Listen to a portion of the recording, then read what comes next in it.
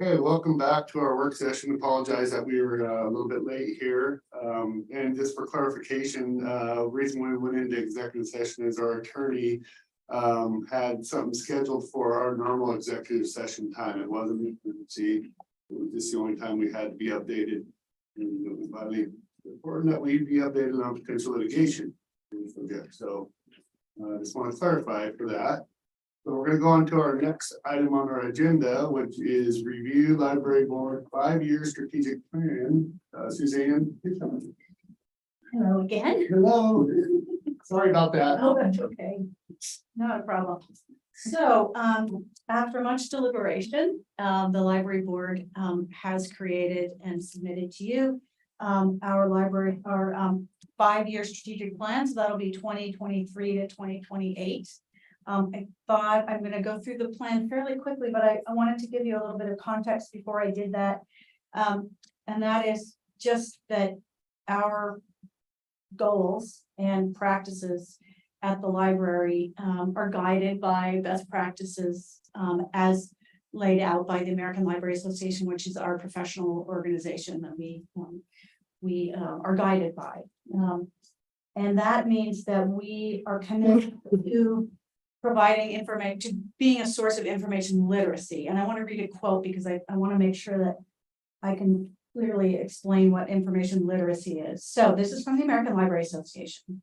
To be information literate, a person must be able to recognize when information is needed and have the ability to locate, evaluate, and use effectively the needed information. And that is the foundational principle that we use to build all of the work that we do. And for us, information takes a lot of forms in a public library. It means we have things for you to borrow. We have DVDs, we have books, we have a library of things. That's kind of an expansion on the meaning of information literacy that's come about in the last 10 years or so as a trend in public librarianship. We also provide information in other sources, in other forms, so digital information. We connect people with other parts of the community. And then in the virtual resources and then community resources. And I mentioned Team How coming to be at the library to help support folks that come into the library, into the building that might need help with various services. So we don't provide those services, but our job, we see our work as our opportunity to connect people with information, whether it's information about where they might find a shower, or they want to find a fun DVD to watch while they're for their entertainment. And we also, I want to explain that library community in the context of our work is our patrons, the people that come and have a library card and use the library in that traditional way. And that includes our citizens, and that includes people from outside the community.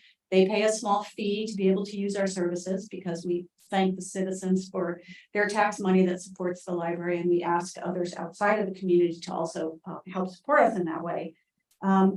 But we also meet people that come and use the library or connect with library services in some other way that doesn't require a library card. And that's all of the things that I was just describing to you. So when I say library community, that's what I mean. I mean the community at large and people that come and engage with the community.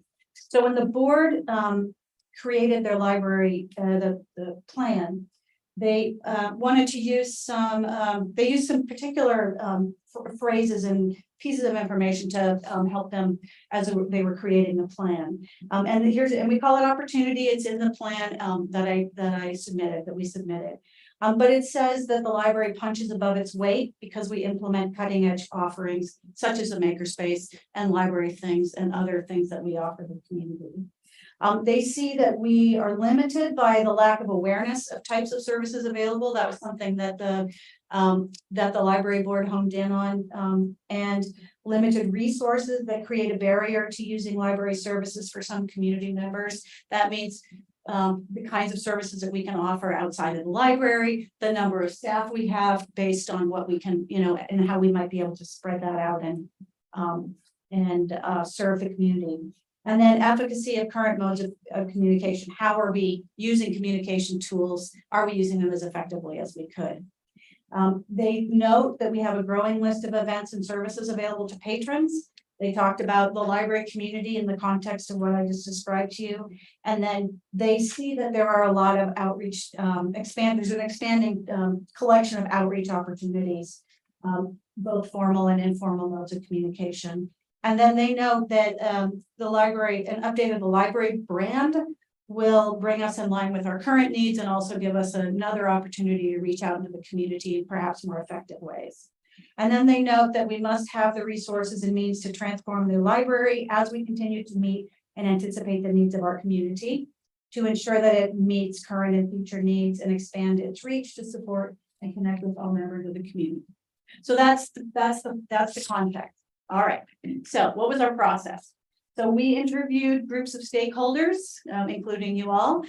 We also interviewed staff, library board members, interviewed some of their peers and other folks in the community. As I mentioned in our semi-annual report, we used SurveyMonkey quite extensively. We had about 800 responses to that, and we asked a wide series of questions from how do you see the library being used to how would you like the library to be used?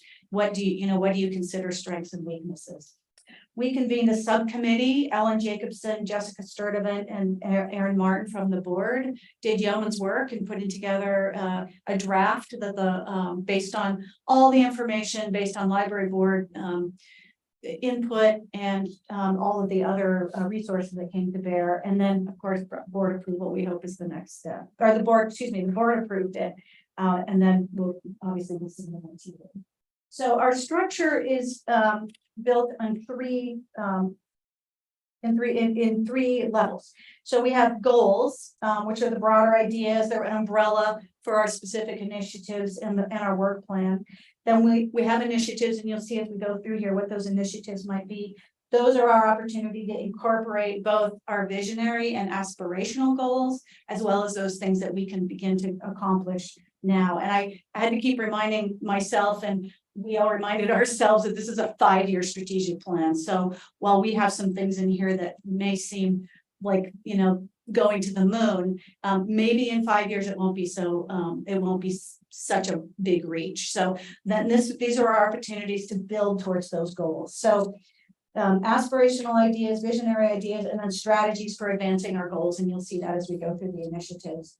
And then the last piece of that is not actually a piece of the plan, but I guess the result of the approval of this is then we will have a work plan within the staff that will move us forward in achieving those goals. All right, so 3 goals. On my page here. Guiding principles first. Sorry, can we go back? Sorry.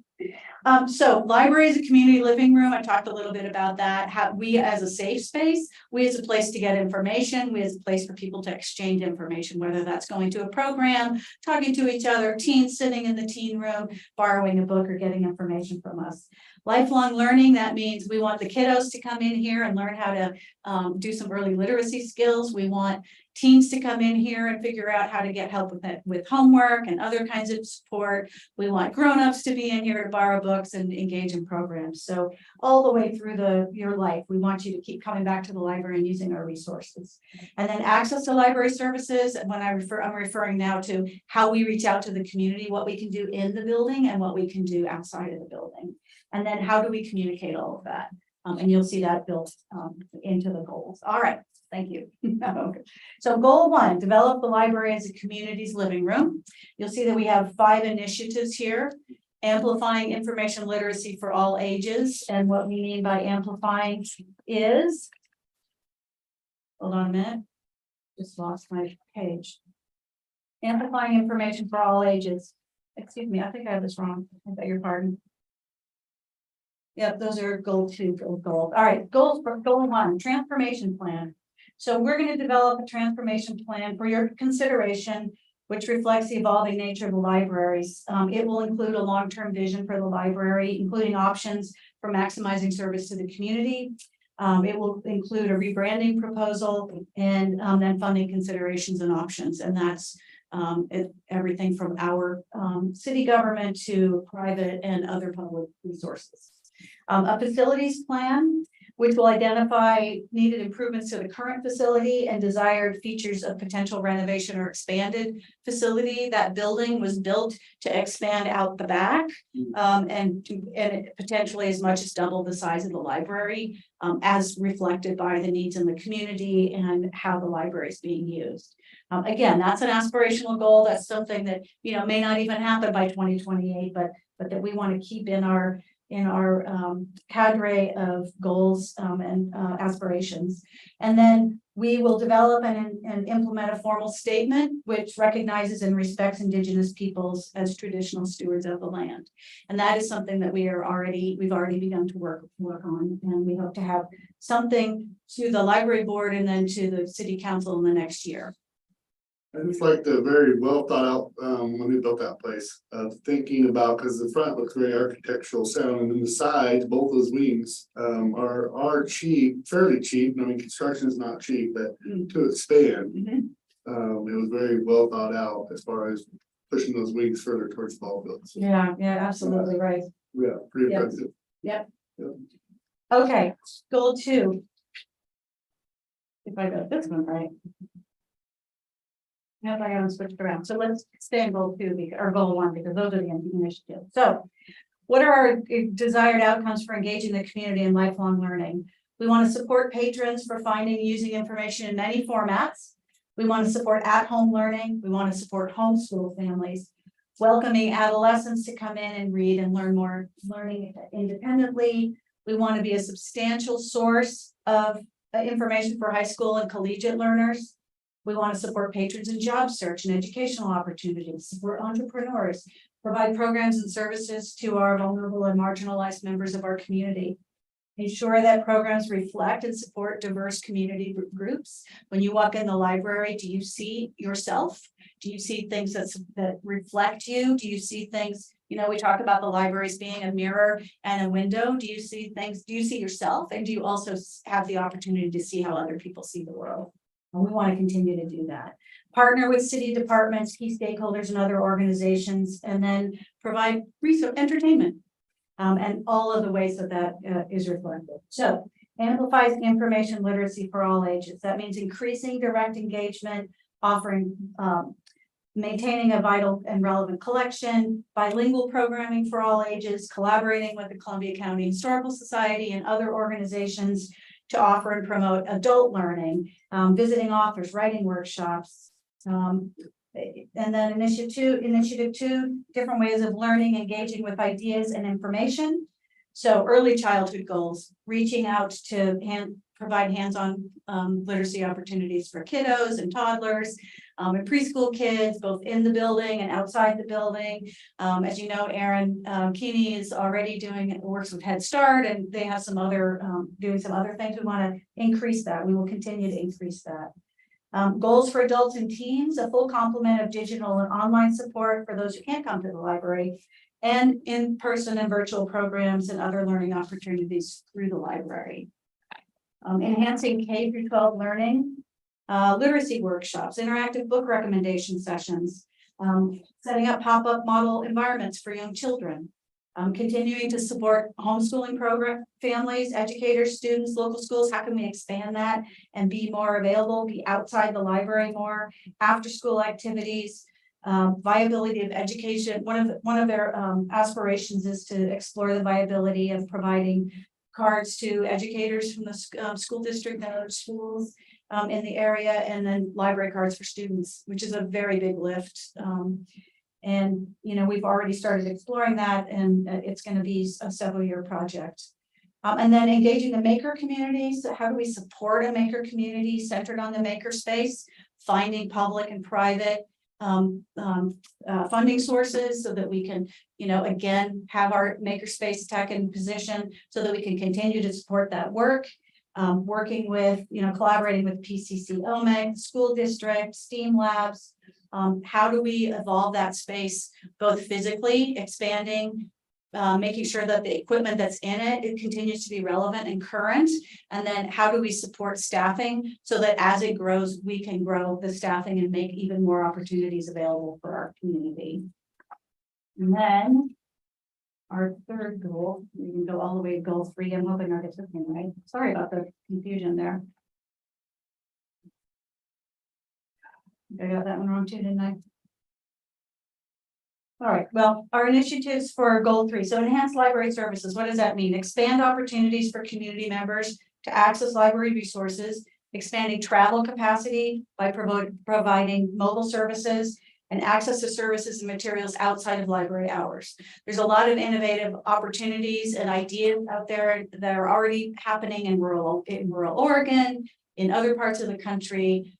Everything from having lockers outside for people to come and get their materials if they can't come and pick them up during the hours that we're open.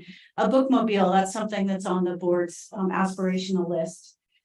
Increasing communication about the availability of library services to underserved citizens. Building and fostering community connections, both face-to-face and virtually. I mean, it is a fact that the pandemic has changed the way we communicate and reach out to people. We acknowledge that and we want to build on that and take advantage of the fact that you don't have to come to our library to have a programmatic experience or to engage with somebody for help with research. So bookmobile, would that be like would you get on a schedule or you'd be like the ice cream man? I'm just curious. well, traditionally it's on a schedule, but you know, who knows? Yeah, it would be another way of Ice cream and read. Oh, interesting. Yeah, maybe we should go in tandem, right? Incentivize. Another way to engage people, right? Partnering with local government, key stakeholders, and other organizations to deliver services to the community and develop a volunteer base. So that's inside the building and outside the building again.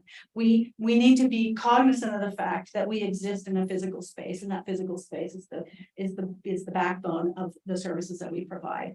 And all the things you saw in the semi-annual report, how people see the library, what they want to use, how they use the library. We acknowledge that. We want to make sure that our physical space is appropriate, relevant, and then we have the materials that people need. Communicate to community members. So what are we going to do? Initiative 1, reach out to known and potential users of library services. Identify services useful to the members of the community who don't have ready access to the library. Create and use a wide variety of targeted information strategies relevant to all members of our community, and use local or locations throughout the city. We are most likely to reach them to draw in new users and encourage some corrective feedback. And then work with the friends and other volunteers to support the effort.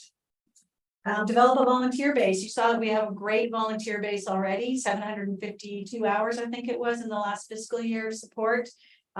That's awesome. That's a great place for us to be. If we have more volunteers, we can do other things besides the very important work that they're already doing. And so we'll reach out to community partners, engage community members, then reevaluate newsletter and communications for efficacy. So this is just kind of on the ground. We need to we need to communicate with our the library community more effectively and in different ways. We need to continue to use social media and all of the other resources that are out there, as well as the face-to-face and the newsletters and kind of the more traditional forms of communication. And the board really sees that that's something that we need to step up and do better. And then evaluate the feasibility of a courier service. That's been on the city work plan for, I think, since 2019. And that concept is complicated. It's technically complicated and there's some other challenges, but it does continue to be a topic of conversation amongst the library directors in the county. All of us acknowledge that that is an important service to be able to provide to the county, to our library community. Making that happen is a challenge, and we continue to bump up against these technical challenges. How do we protect our patrons' privacy? It's none of our business what books, we don't want anyone else to be able to see what materials people are borrowing, for example. That's just one of the pieces of the puzzle that we're working to work out. But as I said, all of the public library directors in the county are all in support of that, so we continue to work on that. And then the bookmobile that I mentioned already, and then options for providing services to out-of-city residents, excuse me, fundraising quarterly and annual library cards. Are there some ways that we can provide services to folks that don't live in the city or continue to provide services that are effective and innovative? That is what we want to do. Wow. That's who we're about. Yes, it is. It's a very, it's aspirational, as I said. It's the board thought very deeply about how we show up in the community and what we can and should be doing to support the community, to support our community.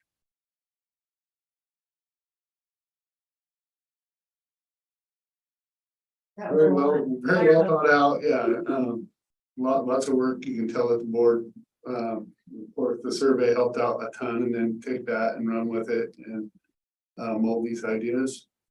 The library's used a lot in our community. You talked a little bit about, you know, trying to keep privatized stuff, but it's just in this day and age, nothing's, I mean, their data centers are popping up everywhere to control, they see what we are doing on this.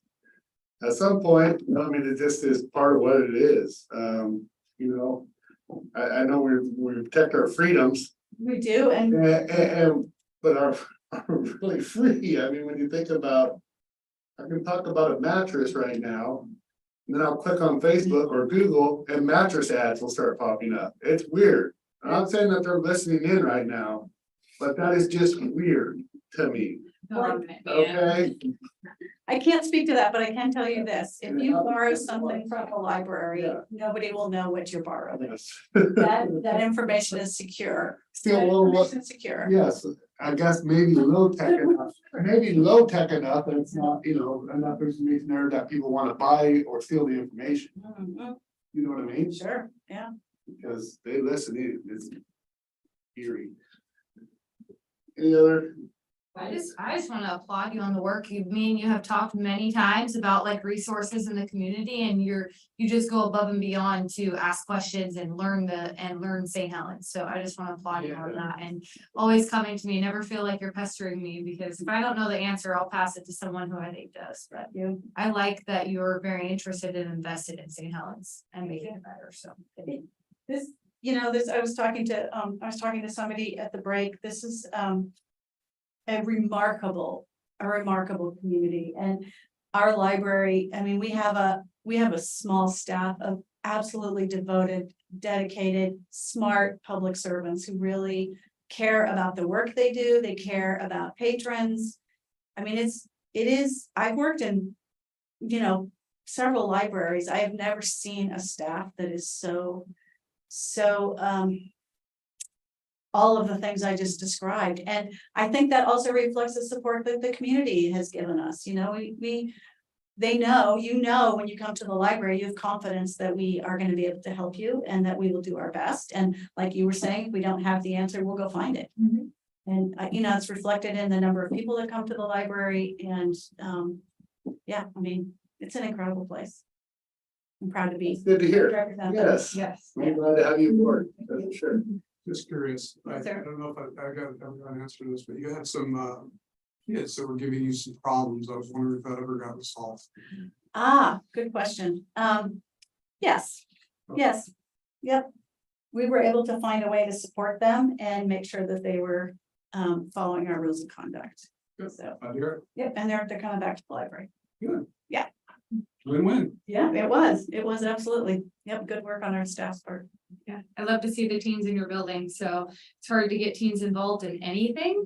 It is. So having even a small group of teens in the library, that's an awesome win. Yeah, thank you. I think so too. I'll pass that along. If it's gaming online against their friends in another house, then they're all for that. Or Fight Club at Yeah. 13 night. Okay. All right. Yeah, that's cool. Thank you, Dan. Thank you very much. Again, thanks for your support, everyone. Okay, our next item is financial fourth quarter. Report from our financial director, Gloria Brooks. You could probably come down there. Either or, if you're more comfortable there, those seats are way more comfortable. Yeah, I think we're okay with you being there. Yes. We see you, we know it's a more comfortable seat. So, to start, back when I did my third quarter financial report, I had noted that, the budget estimate for property taxes was fairly aggressive, and that did pretty much prove true. By the end of the year, we, received about 89% of, budgeted, what we had budgeted to receive in property taxes. I also noted a typographical error in that section of my report that I sent out to you. The current year's assessment collected was 97.5%, not 975%. Just wanted to make that clarification. So we began to see some slowing in building and developments as the interest rates have increased. We did, however, come in at 13% over budget for licenses, permits, and fees, which was kind of a surprise, pleasant surprise. But it's still slowing, but not slowing, as rapidly as we were anticipating. So that's good news. There was a significant decline in state shared revenues, particularly in the cannabis taxes. This is not a surprise. It's been pretty much noted by state officials that the cannabis business is didn't take off quite the way it was predicted to be.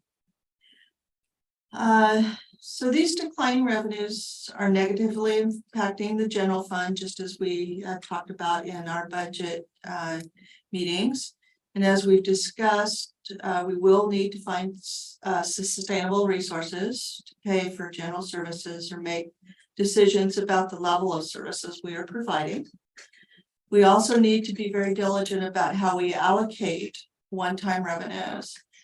And so I know this is a repeating theme that y'all are hearing, but for example, the ARPA funds created some jobs, but now that those funds are being depleted, we are left with the problem of how we continue to fund those jobs and programs. So, there's several things, Makerspace, for example. We need to explore how do we continue to fund those programs that people have really gotten used to and care about. Our auditors were here last month and performed preliminary field work for our fiscal year 2023 audit, and it went well. And we are on track to have our audit completed by December 31st deadline. I believe it's been a while since we've met that deadline, so I'm excited. We've got a report from our last year. Yes, we just received it. Yes. So it's going well, so we'll see how it continues. The finance department and I still have significant amount of catching up to do. Additionally, I have identified a few policies and procedures that need to be updated and or improved. We will be working on those more over the next couple months. We'll work on them with the departments, and then when there's a policy that needs to be updated by the council, we'll have those before you as well. Most of those are fee schedules that you're talking about, right?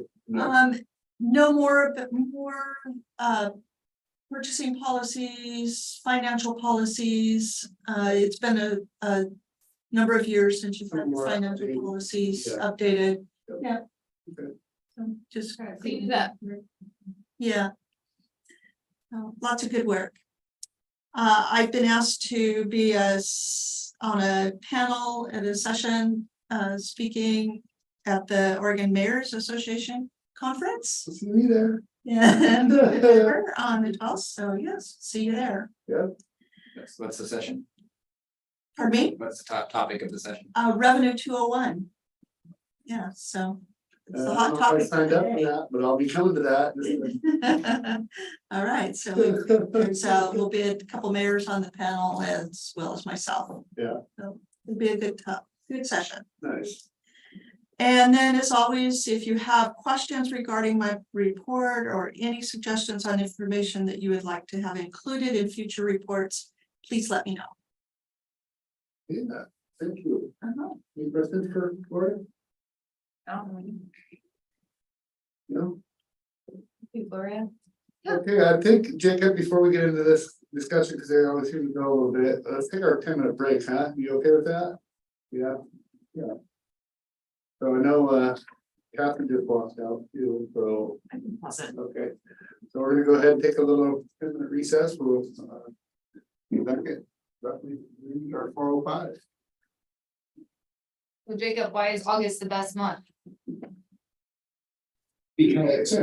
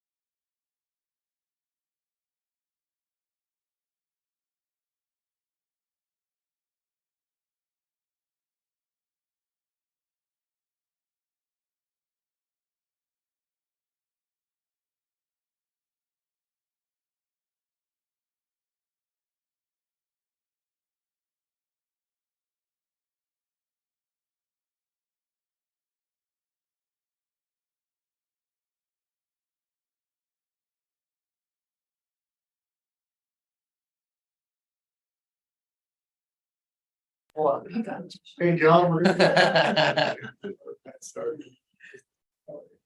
You did? Okay, welcome back as we all get settled in here. And our next item on the agenda is discussion of donation properties at Highway 30 and Pittsburgh Road and our city planner, Jacob Gretchen. Thank you, Mayor Scholl. Yes. So I do have some presentation slides that are not in the packet, just to provide a little bit more information. So just for context, I think you all know where we're at, but some of the viewers may not know. This is an aerial photo. You can see Pittsburgh Road towards the top. US 30 is the north-south orientated road, the big wide one there. And then the area that we're looking at is circled in yellow. At the bottom middle, you can see Burger King under construction, just to give everybody a little bit of location context. So we're gonna zoom in a little bit on the next slide. These are the parcels of question, the ones being donated to the city. They're highlighted in blue. I do want to give a little bit of a status as far as the donation agreement. Both parties have signed. I talked to the title company last week or the week before, and the transaction documents are with the escrow person and ready to be signed when ready. So that stuff is all tidied up. Just wanted to give you an eye on that. Now, another thing to be aware of, there is a restrictive covenant on these properties. And it was part of a transaction from the early 2000s in 2003. Because the donor was owned or had some partial ownership with the Columbia Commons complex where the DMV, et cetera, is at. And as part of the transaction, they did not want to result in use competition with Columbia Commons. And so there's a restriction that lasts until 2050, where the properties cannot be used for office, medical, dental, or clinical purposes. There are some exceptions about visibility from the highway or something like that. But that's a good thing to be aware of. I know there's been discussion about pairing it with the property soon to be on the market on the corner. And if a person had one of those uses in mind, it's a potential kryptonite for that. So just that's, and I don't know if that would be the highest best use for something with such visibility, but something to be aware of. Just wanted to let you know that. And just for the viewing public, the reason my concern was is that I just wouldn't want to see a big. Why I brought it to the council's attention, I'm unprepared, by the way. And you agreed as a city planner, it would be nice, and you're gonna talk a little bit further about that, is where you're going with this conversation, but it'd just be nice to see that at its maximum use. Yeah, it's the intersection of two highly traveled, highly classified streets. Yeah, and you're gonna talk a little bit more about the difficulties I understand today on some of the property here. Yeah, I thought it was a good time to discuss some of the details. Cause there's always details. Yeah. So I'll let you continue on. Yeah, thank you, Rick. Okay, so we know where we're at, we know the properties, let's go to the next slide. So the blue line along Pittsburgh Road is a city water main. And then way down at the bottom, you see a light green line, and that's where the sewer main ends. So there's no other sewer in immediate proximity to it. And that's one of the more significant issues. You'll see a red dotted line. And what that's showing is somehow, someday, however the planets align, it would be ideal to be able to get that sewer to those properties, because that's going to maximize the potential use. Otherwise, someone's looking at a use that doesn't need any type of sanitary sewerage, which is pretty limiting, or an on-site system, which for non-residential purposes is a little more feasible, but still limiting, and then we're at the mercy of the county people who look at that. So when we reviewed the Columbia Commons subdivision, this is the one where Dairy Queen, Burger King, all those are going at. We did consider the ability to extend the sewer. And based on all the feedback from the engineers, and I'll have something on the next slide that shows it, but we're not ready for that yet. The easement was placed where it's at there and not closer to the highway because of topography.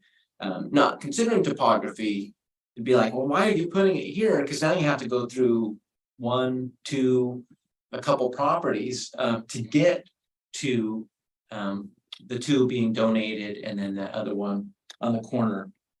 So sanitary sewer is an issue. We have water at the north. So it's there accessible. However, if these properties were separate, not under the same ownership, being able for each of them to have access to water would be important. And then I just also want to mention some of the wetlands in there, you know, that lake along the upper left side, you can see that blue shading. There's also a wetland at the southern end of the triangular property proposed to be donated. If you went out there, you'd see it's a big old hole. So a little bit more information about utilities. Now, does that include the riparian buffer, the wetland restrictions that the city has? Because it's very significant. Yeah, the buffer is shown. Yes. Those wetlands have not been delineated, so they are estimates. They did not reflect precision. Because the city has even stronger provisions in the state. Yeah, the buffers are included in these polygons. Yes, that's why I was looking at that thinking, oh, it doesn't seem. Once you can apply for variances on some of those. And there's some pre-existing impacts. Some of the development was there before 2003 when the laws took effect.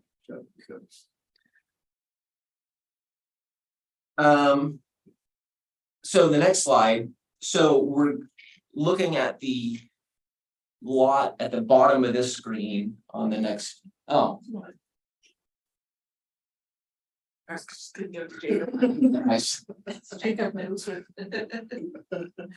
So I wanted you to have a good visual on this easement. So the lot that's front and center, that's the Dairy Queen lot. And the yellow is the utility easement where the water line and sewer line were extended. And you can see that the easement kind of veers up to the west. And that would be where the sewer line would come out and extend somewhere to the north.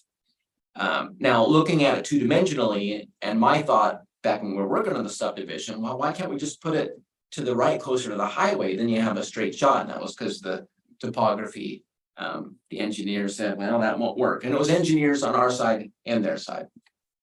So that's why the easement looks kind of weird. All right, so let's break this down into the building blocks. The properties to be donated are in yellow, and then the other one potentially on the market soon is in pink. And I want to point out that this actually, and the line is here along the west side of the 18th Street right of way. And then the north side of this little section of what's actually West Street right of way. You have two rights of way here. You have West Street and then Pittsburgh Road. So that's yeah, it's part of the original plat of St. Helens. And I never really thought about any of the plat of St. Helens being on the other side of the highway. But son of a gun, some of it is this little corner. That's very important when we talk about right-of-way vacations and where that right-of-way goes if vacated. Because if this is the boundary of that original subdivision, any of this right-of-way from the original subdivision did not come from the outer lands. And I'm gonna have some stuff that depicts that, but I wanted to make sure you understood that this is the corner of the original plat of St. Helens. You can even see here, city limits, that was the city limits at the time. So it still is owned by the city of St. Helens. Yes. Yeah, it's still within ours. Now Pittsburgh Road would be the county's, but Yeah, we're not gonna touch Pittsburgh, so. So we go to the next slide. This is visualization. So the potential, so let's say all of that right of way was vacated. And I just kind of showed, the darker yellow where it would go, the darker red where it would go. And if you notice how that one lot kind of has a smirky face on it, you see that lot is jealous because it's not entitled to any right of way. So I just wanted you to understand if vacated, where it would go.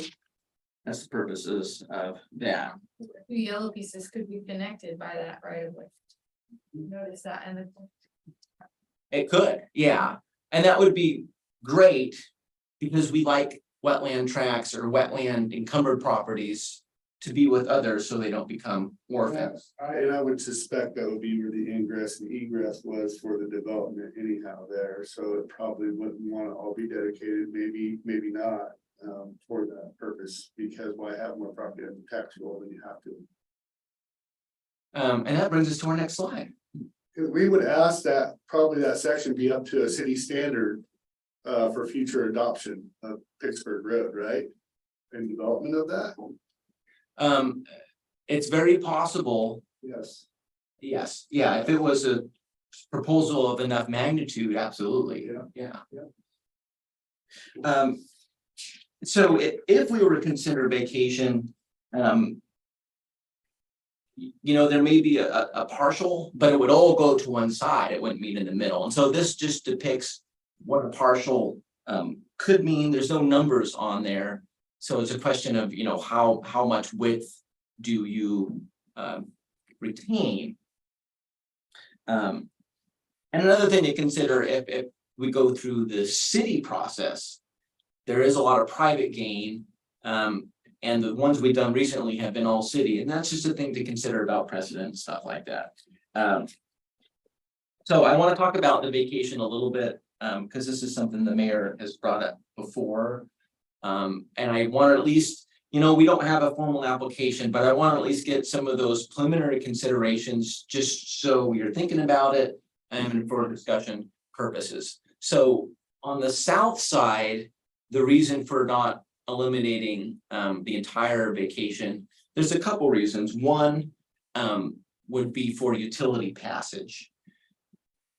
Now, when we talk about utility passage, there's a variety of ways to do that. Right of way easement, typically right of way is the favored because we have a little more control about what gets built. There's more consistency on what's built, a street versus a bunch of other random improvements. And it makes it less of a pain for our engineering and public works staff when it's a street, not a bunch of buildings and fences and people's favorite rose bushes and stuff like that. And so there's utility passage for the sewer. And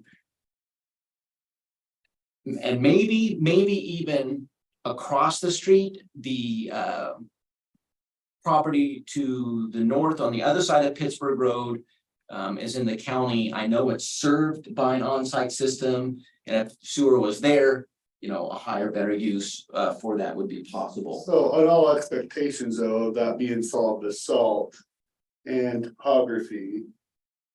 I think you'd have a hard time reaching the other side of that. I'm not an engineer, but I think if you were to take a topo and go from clear over by the wrecking yard, the old wrecking yard, and then go to your manhole, you won't have the drop there. And So, we haven't drug our engineering department into this Yeah. yet, so, Changes everything. you know, this is all planner preliminary. And so, but the reason I brought it up is because of the fact that, in all agreement, looking at this, I would say from my standpoint, and speaking only from my view, so I don't know what you guys face down on this. And I thought I talked a little bit with you about this, is that property as a whole would not spark having to have utilities go through there because it's just not feasible. As far as the sewer, even the drop from the sewer there. That you originally talked about where Dairy Queen is at. Just reach that backside. And valuable piece of property. We can either make it completely unaffordable for somebody, or we can spark development. Is that a septic on that red spot right now? Obviously, there was a home there for a long time. It must be, it must be. But there's utilities there too, right? Or, I mean, Overhead power. Yeah, it was an operable house, so I'm guessing it has water since water's there and overhead. And the reason I bring that up is because correct, and you're correct in what you just said. We want another storage unit there on that intersection. Because then they don't have to put sewer and water through there. They can leave that easement and say, oh, this be our alleyway for in between buildings. Or do we want good, solid development there? And that's why I'm bringing this to the council's attention. So another reason for that right of way, if the properties are in separate ownership and developed separately. There would be a reason for that, Sure. for access for water Absolutely. from the other side. And then, oh, wow, south side, another potential thing is turnaround provisions. The right of way is only 60 feet wide and a cul-de-sac for a commercial purpose, like 100 feet wide, so it wouldn't fit, but that's, you know, that's just one of the things. This isn't a formal vacation, so I just try to think of the big ticket items that would be considered, assuming we went through that. So then from the north, we talked about the water accessing properties under different ownership. And then as well as shared access function between those properties. Yeah, if they're all together, it changes the scenario a little bit. You know, how do you guarantee that happens is a question too. do we know what the capacity of the stormwater looks like in that particular area? I know we were focusing on other areas around McBride and some of the heavier ones that are like crisis right now. What does that area look like? What do you mean for sanitary sewer? Yeah. 'Cause that would be a reason why we would maybe halt building. It's something, and I mentioned this in the memo, when I talked to engineering about it briefly. You know, one of their comments was, you know, is it a good time for sewer planning? When we're trying to fix our conveyance issue. That is my question. And that's just, you know, that'll be fixed eventually. How soon that sewer is able to go through, you know, that could be, you either wait for development to happen so you can make it happen, and that could be decades. Or you try to, Well, and I would question what, like a Rite Aid and a Safeway, for example. What their actual sewage use is compared to if that was all houses. The Well, we capacity. could restrict it if there is capacity issues in that area. Right? well, based on what we've done so far, if there was a sanitary sewer connection and we're still in the situation where our conveyance isn't upgraded, you know, we have that additional fee structure that we would apply. I just don't wanna see a missed opportunity of seeing that little pink chunk go away and not have that as a whole. Go to some future development, that's my whole, and I'm just not sure if it's viable though, like, would Rite Aid even be interested in something like that, you know, I don't think. have you talked to a realtor? We had a realtor came in, and I apologize that you missed the last meeting, but It's about $1 million piece of chunk of property altogether. So, it's definitely, Has there been interest in it? it's not even on the market yet. But, you know, people talk. Has And there that's been why, interest in that's it? why we're doing this. Chick-fil-A trying to come? Well, so I had Sean Stroop reach out to me from Rex Murray, because I went and talked to Rex Murray, who's an abutting property owner who might sell a little chunk of his property and would love to sit down with our city planner. I said, well, this is just premature. So Sean Stroop has reached out and I told her exactly what it was and she said, yeah, that's a good chunk of property. And I can see why they were just asking me about questions. And so I said, I'd reach out to you and ask about it. And they said, well, it's just in the very beginning stages. Nobody knows that that property is even up for sale. I had Aaron Majors, who I met through the homeowner. The reason all this happened was by chance. I seen a homeowner cleaning it up, and if you go back 3 slides, Kathy. Maybe 4. Yeah, a lot more actually. The aerial photo, I think, is what you're. Yeah. I went to the previous owner and I said, hey, I'm Mayor Scholl, knowing that we were getting ready to inherit those because we have been talking about it. And I said, first and foremost, I want to thank you for cleaning up this property because it does not have boats and all this miscellaneous garbage sitting around. And I said, we are in the process of inheriting 2 abutting properties here. And what are you planning to do with this property? And the son, I met the mother, said, well, we're getting ready to put it on the market. And I said, well, why don't you give my card, I gave him 2 cards, here's one for you and for your realtor, you already Aaron Majors. And so the story goes that later that week, 3 days later, he called me and I said, you need to contact my city administrator and I would love to have you at a council meeting to show up because I think these properties need to be utilized as a whole instead of just a 1 acre. It's could be potentially 4 acres there. Me and Jacob have done an aerial of all the properties that could potentially be used. That includes a little portion of Rex's if he chose to sell, and that's totally up to him. But he was on board. I have 0 interest in the game other than I want to see our city have a really good corner of development. And that serves our citizens well. And rock is hard to develop, and if you have a big enough chunk, it makes it worthwhile. And you can ask other realtors on it, if you know, that as a whole, or just this little corner. So they're all saying, yeah, that's a good chunk of property. It's a high visibility, high use. And that's the whole reason for this discussion, John. And that, I mean, access to sewer brings a tremendous amount of value in lots of ways.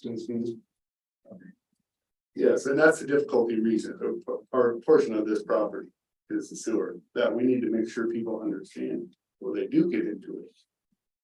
But $1 million, you go spending 500,000 getting sewer over there, you're at 1.5. Then you're talking about big boys league. Plus you're going through people's properties. Yes, Develop.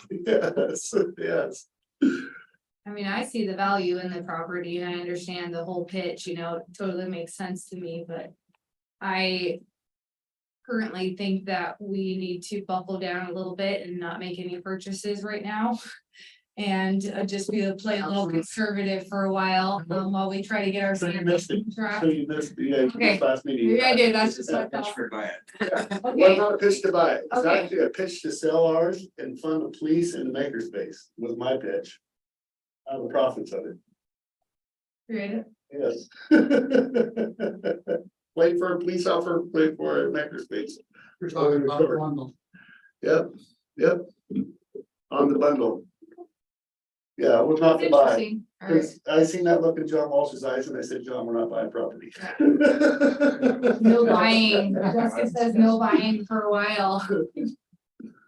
Now, the right of way width at Pittsburgh Road, Pittsburgh is an arterial and the minimum width is 60 feet. But the extra width, because it's at the confluence of 2 major streets, has a lot of value potentially in the future. Gable Road is a good example. We wish it was wider. Yeah.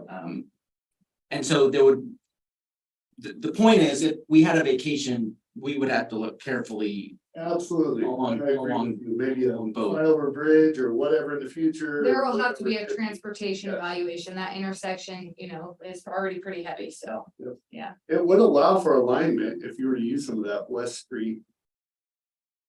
It would allow for a little bit better alignment on that intersection. Yeah, so Yeah. right away has value. So if that's something the council wanted us to pursue, just, we'd have to. Ultimately, whoever buys property is gonna end up dealing with the city, and I thought we could, as a city, facilitate this portion of this. A little bit to the best of our ability to let people know this is what the sewer is, be totally up forth and upcoming, and this is all we're doing is trying to. Give you the information and we're gonna, what money we're making is just going towards public service, basically.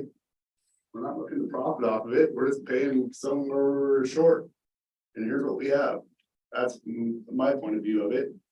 We have that, ultimately, they're gonna be here anyhow, even if they bought the corner lot and they want to do something there.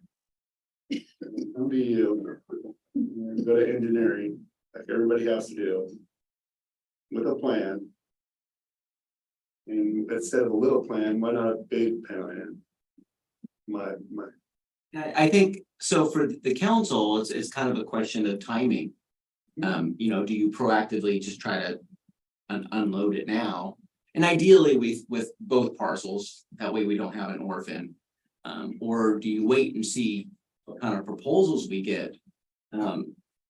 So conceivably, we get a proposal for the corner lot. And so now our controls are zoning, right? But if you have the adjacent property, and if you want to use that as a catalyst to help steer what happens there, it's another tool to do so. So there's a strategy of waiting and trying to use it as a tool or just unloading it now, and I guess that's a debate. What did you say the zoning was again? I think I It's missed. all highway commercial. So highway commercial is not gonna allow housing, and that's not gonna allow storage. House there. it won't allow storage. No, yeah, storage was allowed in commercial years ago, but not now. Does that corner lot have that clause to where you can't have offices, medical? The corner one does not, because it wasn't, well, at least I'm not aware of it having it, because it wasn't part of that transaction with Columbia Commons. And since, the Adams have had it for decades, so I would be shocked if it had that restriction.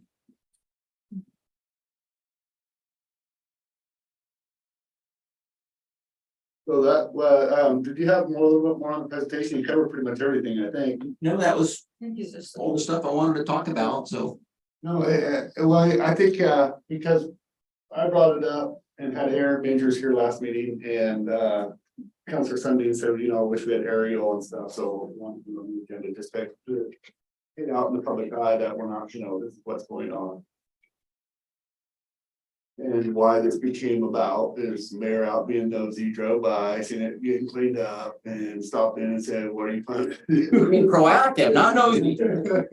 Positive word. They were actually really good people, and she spoke on that her dad used to have about 8 cabins on that, and then 1962. The Columbus Day storm, there were big fir trees around it. And it took out about 4 or 5 of those cabins. Blowing the trees down in the Columbus Day storm, which was quite an event back in 1962. I wasn't alive then, but I heard all about it, so. John, No, it was probably a lot smaller than. do you have anything you want to add to this? It makes sense to. No, it's a great property. If somebody is interested and is willing to bring sewer, Well, in the it'd city, be a great development. well, I think what Jacob ended with, though, us being able to leverage the roads and helping them through that process may be able to help development too. So would we advertise that? No, just facilitate through, they've already picked a realtor. Normally we go through a process. I think we've dealt with a realtor once before. But they've dealt with a realtor, and I don't think you want to go with 2 opposing realtors. You want to have it all in one, but you could. That would be part of the discussions of this process. Aaron Majors just happened to already be picked by him when it's still not for sale. I mean, they still don't have it completely up. He said their price is still wavering, and he's not completely sure. And that was a talk to him just at our meeting, last meeting. So that was completely in the public. I haven't talked to him since. But he said that the whole chunk is roughly, would be probably about $1 million in our meeting. All right. Good. Yep. Thank you. Sure. Yes. Okay, so let's go on to our city administrator report. Almost.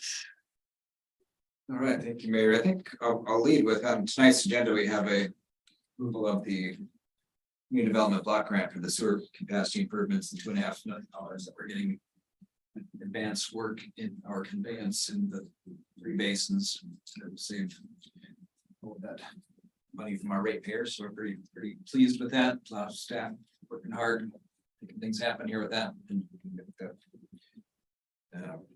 as part of that, but so the news of Councilor Berkeley's resignation for service, kind of moving on to the next chapter of what we're going to do about that. And the charter says at the next regular meeting, which would actually not be the work session, but it'd be tonight's meeting.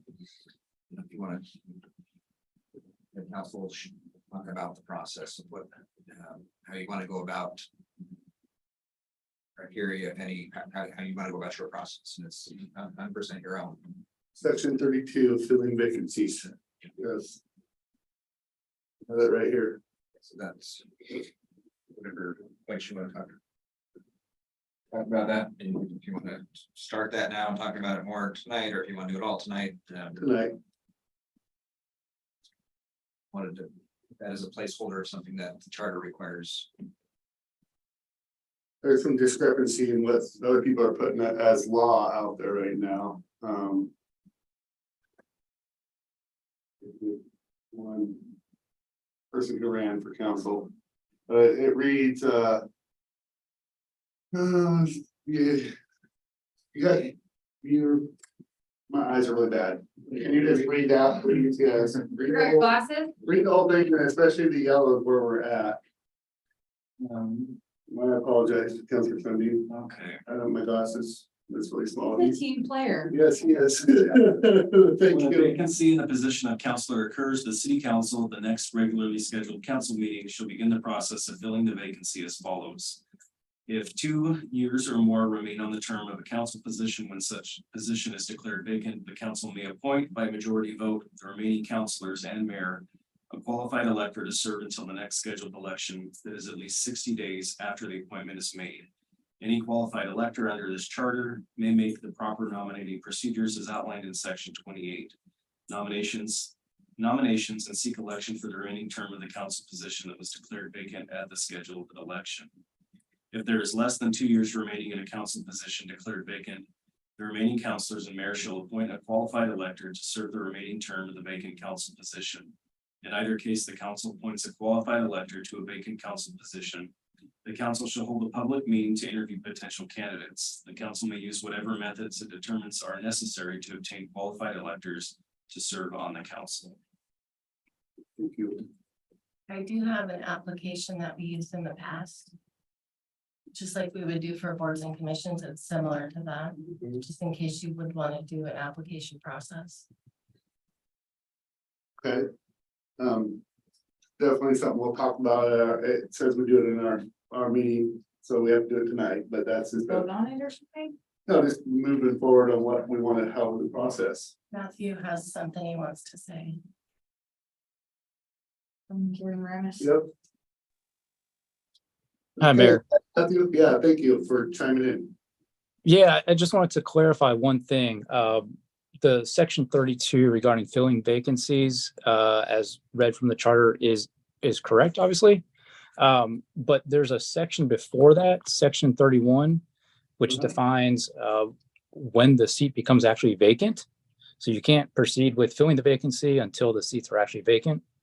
And it says a mayor or council office becomes vacant either A, upon the incumbent's death, adjudicated incompetence or recall from the office.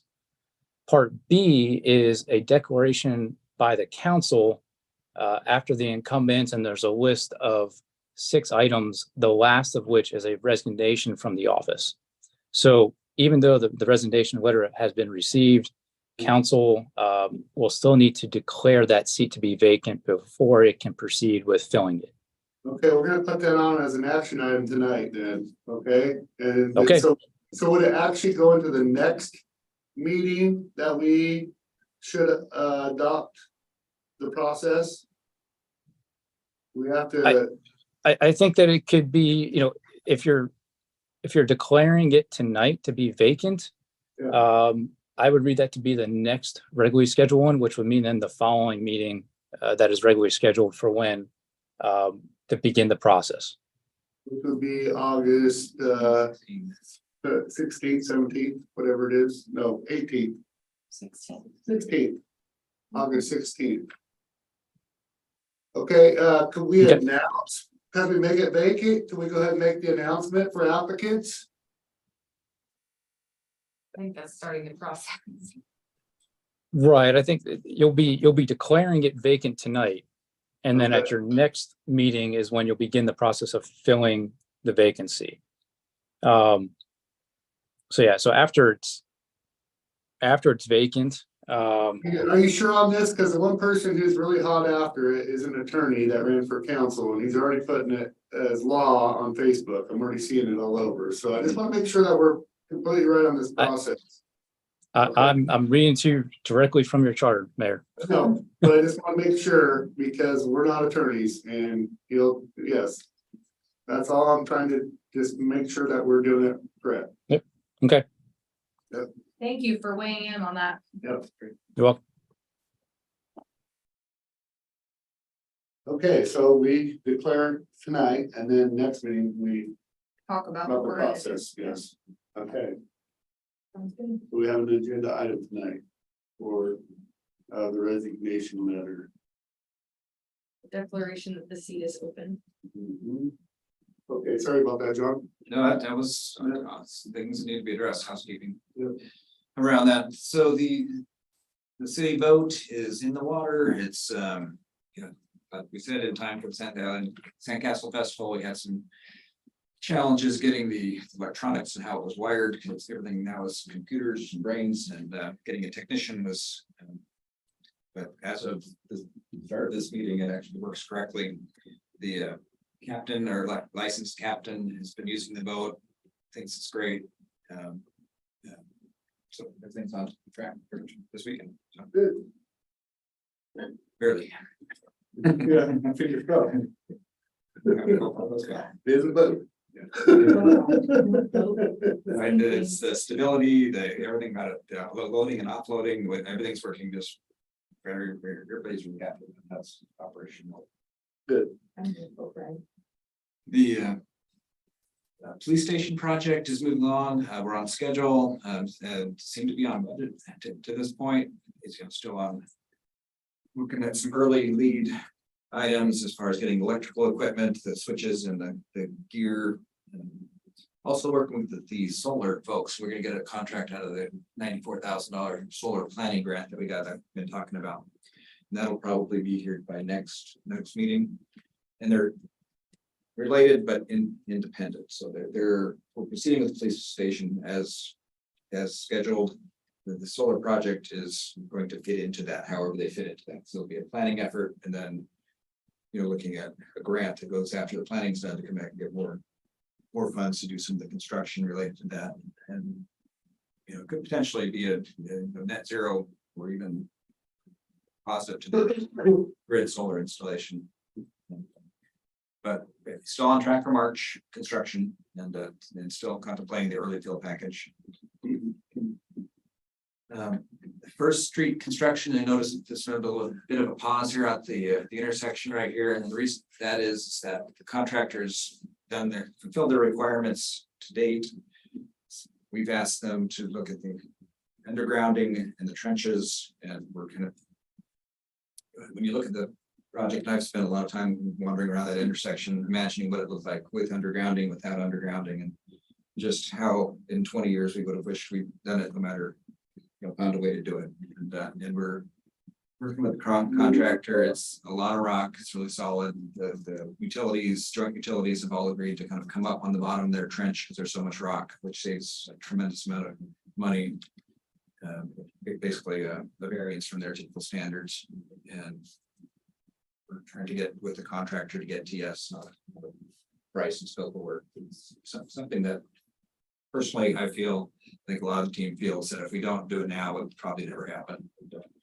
Yeah, that with the gateway arch, wires going all over the place, just A mess. it would not look great. So we're a little bit of a pause there, but other than the water leak we had the other day with everything swimming great, so good wash. Last week, I had an opportunity, actually invited ourselves down to the Port of Klamath to watch, to learn what they've been doing down at the port. I invited Mohammed and Jenny along just to meet with the port director there that has been working on those projects for his entire career. 41 years, he's been started pulling weeds and now he's the executive director. But they are doing just absolutely amazing things. Working with McMinn's, they have the McMinn's there, they have built beaches, they built a ferry terminal, they have regular ferries, they have buses that come. Building this outdoor market that's just gigantic. Trails along the riverfront. Doing the up and over the highway with elevator service, ADA access types of things, and just really great to pick somebody's brain that's been working on that long, laid all the planning out. And they're just executing. It's very, very interesting. Did you talk to them about their project further up river here? By the trailer park, what are they putting in there? Big old building, it's a dock. I'm not sure if that's Klamath or not. Pretty sure it is. Pretty sure we didn't talk about that. They are working on a spur project to bring in another rail customer. But Just curious what. one of the things they shared. Curious, Mayor. One of the things they shared was they tie ins on their analytics for tourism. They've embraced tourism. They were heavy industrial all the way, and they've seen the light over the last 15 years or so and gravitated more towards tourism investments. Their analytics that they have, and there's services out there that can produce you data that is cell phone driven data that will show you how many people are coming, how far they're coming, who's your range of What kind customer. of mattress you wanna buy? Yeah, all of that stuff. And AI. they're, he's sharing that, and it's not personalized, but who knows? Yeah. That it goes all the way from Everett to Eugene is their market that comes to the little town of 3,000 Klamath. And they have 450,000 unique visitors annually in that space over there, which is really impressive and something, as far as related to Halloween Town, we might want to look at too. They go upstairs in the minimums and you head towards the bar and there's a hallway and you go down and you press the Secret room. Yeah, you press the little fixtures on the wall and eventually it opens up to a secret room. Yes. But Yeah, I think really. McMinn's would be a wonderful partner here, and that is a discussion we're hoping to have at some point soon here, so. The Gateway project is pretty close. I think we're about 90%. We've been meeting internally. There's a stakeholder. I think Councilor Sundin saw that go out today. So let's share that with the feedback from the stakeholders and then share that at the 16th next meeting. What we have. The Veterans Memorial Project, the grant that we got is moving along. The project's is on schedule. The goal is to be completed by Veterans Day, November 11th. So we'll be getting after it. And it's really out of the way enough that it shouldn't conflict with anything throughout the summer as far as events and things like that. But they have to support the grant. So notice that our own Jenny Dimshow was nominated to the Northwest Women's Leadership Academy, which it's an offshoot of the Oregon City Managers Association supporting more women at leadership positions. Sharon Rowe was one of the selections. It's competitive to get into it for one, but she's been invited to apply, so proud of that. And the Historic Landmarks Commission, we've got some grants coming up with the clock tower for Klondike. Be more of a competitive process this year. Good project and 2 other proposals. The planning commission acting as a historic landmarks will have that at the Next week, yeah, next Tuesday. Suzanne Bonavici, our congresswoman, is coming to town on August 15th, and she's going to meet us, walk the river walk, the riverfront. Meet and greet, photo ops, that kind of thing. Been a huge asset, this whole Yeah, we've got project. some real Yeah. champions. It's really great. Yeah. Anybody that wants to come to that, can do that. The Riverwalk project, I'm going just totally random order, sorry. The Riverwalk project is out to bid right now. We went out to bid last week. There'll be a pre-bid meeting. People can learn about it. So far, we have 4 contractors who picked up lands, which is great. And hope to get more, so. Good.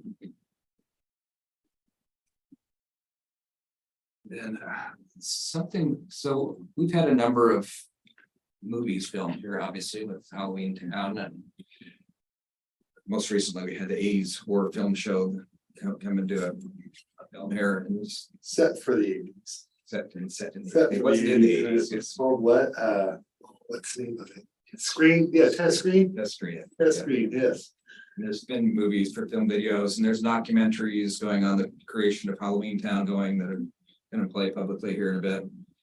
And this council's never, the way we handle that internally is generally very supportive of people that want to come and film, because that's really good attention for communities. Most communities are very glad to have it.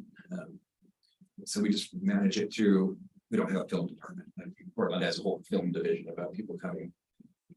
We just do right away permits and thank them for being here, and they spend lots of money while they're here, and it's a little bit inconvenience. I just wanted to kind of put that out there. There's another one that could be pretty impactful that's shown some interest that I'm not can't really say talk about publicly yet, but how do you feel as a council about supporting film activity, bring attention to our community? Great, as long as they don't, cost too much for rockets, but I think mostly people like it.